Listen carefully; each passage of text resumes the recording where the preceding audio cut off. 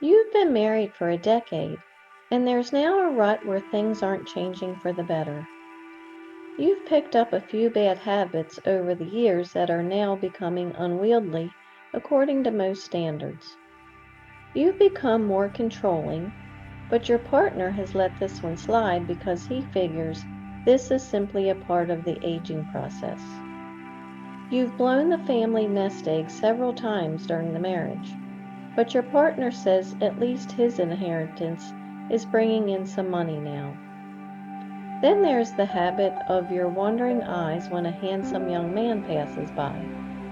However, your partner says that's just your nature. Besides, according to your partner, most married people he knows talks about these things openly in front of their spouse, and at least you're not so vocal about it in front of him. You guess he has now given you an idea that you'll need to work on for this bad habit. In the end, you figure he needs to be the one leaving so you can keep the house. It's paid for, and you'll know you'll never have anything as nice as this one. Plus, you figure you'll convince him to pay some alimony just to get you out of his hair. Besides, you just can't make the call to leave and think it's best for him to make the decision to leave. And you're really making his life miserable of late in order to encourage him to make that exit. So, you suggest to him that he leave because he will be happier without you, but he refuses to do so. You can't figure out why anyone so miserable would stay in such a relationship. It's important to realize that some folks stuck in a poor relationship don't realize they are stuck, or if they do, think that it's not bad enough to face what's on the other side of the relationship. Maybe starting over financially later in life weighs heavily on their minds. That common theme of splitting everything 50-50 in a divorce doesn't always work out that way. One party may receive more of the assets immediately following the divorce, while the other must wait for retirement before receiving a portion of the other's retirement. Thus, your partner may see you as living it up now, while he perceives he is living in poverty, and he may not even be lucky to be alive when it's his turn to enjoy the split of the marital assets. Then there are religious reasons for staying.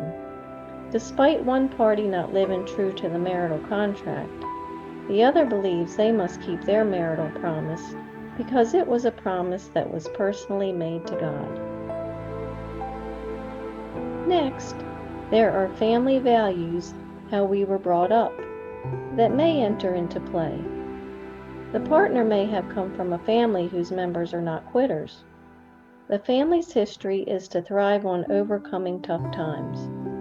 If the partner divorces, they'll be the first person in their family history that have done so, and they can't bear the ridicule that will be received from family members. And they know they'll be branded as the one who tarnished the family name and subsequently treated as an outcast. Lastly, the grass always looks greener on the other side, but the partner knows through life's lessons that rocks exist everywhere, and the rocks he is living with now may not even slightly compare to the boulders faced that he sees following divorce. In the end, you realize that whatever his reasoning, the partner is not leaving. So now it's your turn to decide whether to leave or not. And considering you've been having a pretty good time getting things your way, it's going to be a tough call on your part. Too bad you failed in training this guy to do what he's told to do by you.